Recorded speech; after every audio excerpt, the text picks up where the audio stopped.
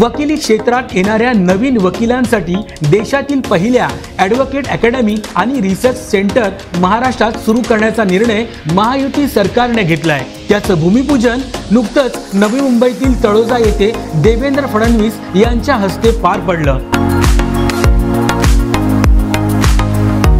या अकादमीचं महत्त्व लक्षात घेऊन देवेंद्र फडणवीस यांनी 10 कोटी रुपयांचा निधी देणार असल्याचे जाहीर केले आहे। शासन आणि समाजाला ही अकादमी अतिशय उपयुक्त ठरणार आहे।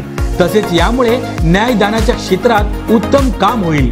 त्यामुळेच येथे शिकणाऱ्या वकिलांना विद्यावेतन देण्याचंही फडणवीस यांनी स्पष्ट केलं आहे।